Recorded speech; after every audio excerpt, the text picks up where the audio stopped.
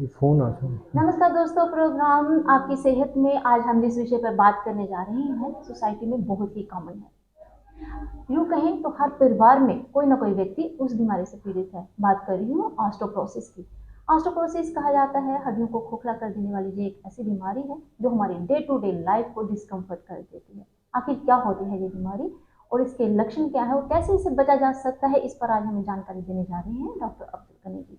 Sir, आपका हमारे programme में स्वागत है। सर, कहा जाता है जब शरीर हमारा जो स्वस्थ हो, लेकिन उससे पहले हमारे जो बोन्स हैं वो स्वस्थ होना बहुत ज़रूरी है। जी, सर, आखिर ऑस्टोप्रोसिस की अगर हम बात करें तो कैसे ये हमारी बोन्स को कमज़ोर कर देता है? सर, क्या होता है ऑस्टोप्रोसिस? पहले तो बहुत-बहुत शुक्रिया इस विषय पे बात करने के मौका देने के लिए। बड़ा इम्पोर्टेंट जैसे आपने कहा बड़ा इम्पोर्टेंट विषय है ये। ऑस्टियोपोरोसिस बेसिकली अगर देखा जाए तो हड्डियों की कमज़ोरी को कहते हैं ऑस्टियोपोरोसिस। जी। हड्डियाँ जो है ना वो अपनी ताकत खो जाती है। ये कॉमन इसलिए होता है कि ख़ासकर जब जैसे-जैसे एज बढ़ रही है हमारी तो ऑस्टियोपोरोसिस बढ़ता रहता है।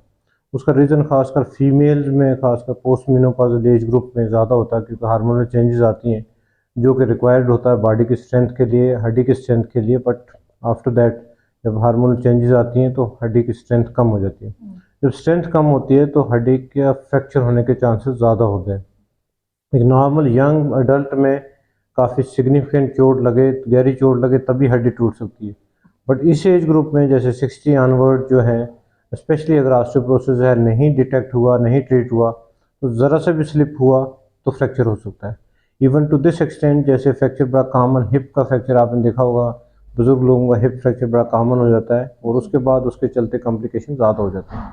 हड्डियाँ इतनी कमज़ोर हो जाती हैं कभी-कभी कि ज़ोर से अगर छींक मारे या खांसी आए किसी को मरीज़ को, हड्डियाँ कमज़ोर होती हैं तो कमर की हड्डी वो एक प्रेस हो जाती है, टूट जाती है, तो इतनी ओहो! प्रॉब्लम है। इतनी जी, प्रॉब्लम जो जी। हो सकती है। सर, जैसे कहा आपने कहा कि ऐज के साथ इसे रिलेट किया जाता है। सर, एजिंग तो सभी पर आती है, जी, लेकिन कुछ लोग ही इससे जो है वो पीड़ित होते हैं। बेशक। सर, खतरा किनको है? प्रोन कौन है? खतरा इसमें आपने बड़ा इम्पोर्टेंट क्वेश्चन किया और वाक़ई हर एक को नहीं होती बट ऑलमोस्ट 80% लोगों को होती है।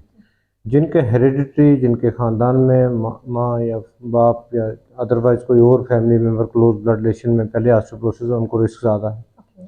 जो शुगर के मरीज़ हैं, थायराइड के मरीज़ हैं, आर्थराइटिस है या किसी वजह से स्टेरॉइड यूज़ कर रहे हैं, उनको रिस्क ज़्यादा है।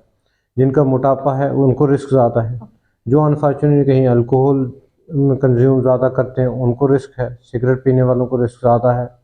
और ख़ासकर आजकल ज़्यादा इसलिए भी हो रहा है कि हमारी लाइफ़स्टाइल बड़ा चेंज हो गया है, सेडेंटरी लाइफ़स्टाइल हो गया। जी। वेट बेरिंग एक्सरसाइज़ बड़ी कम हो गई हैं। एसी में रहते हैं इन्वेरिएबली, गाड़ियों में ट्रैवल करते हैं। एक्सरसाइज रेगुलरली जो वेट बेरिंग एक्सरसाइज होनी चाहिए जो हड्डियों की स्ट्रेंथ मजबूती के लिए वो नहीं हो रही। सनलाइट एक्सपोजर नहीं हो रहा जी। प्रॉपरली, इंडोर है, तो उस वजह से जो है रिस्क फैक्टर काफ़ी बढ़ रहे हैं। सर, जी, कहीं न कहीं युवाओं में भी ये समस्या जी, देखने को मिल रही है। जी। आपने सही कहा कि फ़िज़िकली एक्टिविटी हमारी कम हुई, हमें कम्फ़र्ट मिला, तो कहीं न कहीं समस्याएँ जो हैं वो समस्याएं भी आ ज़्यादा गई, बढ़ी बेशक हैं। बेशक। सर, कॉम्प्लिकेशन क्या होती है? आखिर ये इसके होने के आपने कहा कि बहुत सारे कारण हो जाते हैं। क्या कुछ डेफ़िशिएंसी भी होती है? क्योंकि अक्सर कैल्शियम और विटामिन डी की बात की जाती है इसके दौरान। वेल कैल्शियम और विटामिन डी डेफिशिएंसी भी होती है, उस वजह से एडिशनल हो जाता है बट नॉट नेसेसरली कि ओनली उसकी वजह से होता है। जी। ये जैसे मैंने ऑलरेडी रिस्क फैक्टर बता दिए, हार्मोनल चेंजेस बता दिए, कुछ बीमारियां ऐसी होती हैं, स्टेरॉइड ड्रग होती हैं, हुँ। कुछ उनकी वजह से भी ज़्यादा हो जाता है ओके। और age itself is a risk factor कि जी। जिसकी वजह से ज़्यादा होती है जी। और इसको साइलेंट किलर कहा जाता है। अनफॉर्चुनेटली इसकी प्रॉब्लम जो मैं आपको बताना चाहूँगा और जो सुनने वाले, देखने वाले उनको भी बताना चाहूँगा कि इसकी प्रॉब्लम साइलेंट किलर इसलिए कहते हैं कि ये अनफॉर्चुनेटली सरफेस अप नहीं होता पहले, ओके। इसको इसका पता नहीं चलता। हुँ, हुँ। जब तक कि मरीज़ प्रेज़ेंट ना करे फ्रैक्चर के साथ, तो तब इतना लेट हो जाता है कि फिर वो डिटेक्ट करना, फिर उसकी कॉम्प्लिकेशन ज़्यादा हो जाती है।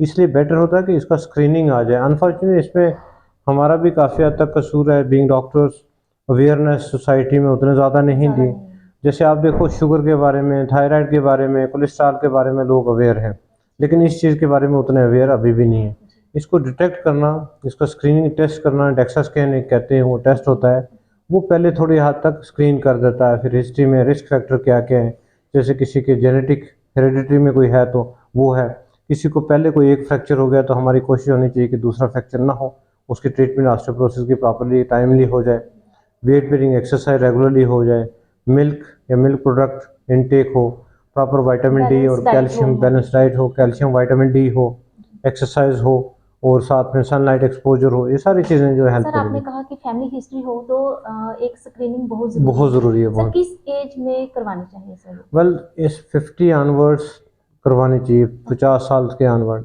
और अनफॉर्चुनेटली कुछ पेशेंट में जैसे हिस्टेक्टमी हो जाती है लेडीज़ में, तो उस वक्त उस सिचुएशन में जो है वो जल्दी स्क्रीनिंग होनी चाहिए, बिकॉज हार्मोनल चेंजेस काफ़ी ज़्यादा आ जाती है, ठीक है। या पेशेंट कोई डायबिटिक है क्रॉनिक या स्टेरॉइड ले रहा है, उसमें स्क्रीनिंग होनी चाहिए। जी। तो बियॉन्ड 60 तो सबकी स्क्रीनिंग होनी चाहिए, बोथ मेल और फीमेल में। और स्क्रीनिंग के बाद बार बार टेस्ट की ज़रूरत नहीं है, अगर बेसलाइन टेस्ट ठीक आता तो 4-5 साल के बाद दूसरा टेस्ट करना पड़ता है। जी। ओके। सर डायग्नोज हो गया, जी। अगर आ जाता है, क्या इसकी कोई ग्रेडिंग होती है? अगर इसकी ग्रेडिंग होती है तो इसका इलाज क्या रहता है सर? एब्सोल्युटली, इसकी वाकई आपने बड़ा अच्छा कहा। अगर डायग्नोसिस होता है, जैसे टेस्ट करते हैं जिसको डेक्सा स्कैन कहते हैं, अगर ग्रेडिंग आ जाए उसके हिसाब से सिवियरिटी का पता चल जाता है कि किस में रिस्क फैक्टर, उसमें वो स्कैन ये भी बता देता है कि इसके रिस्क का फ्रैक्चर अगले 10 साल में ईयर्स में कितने हैं।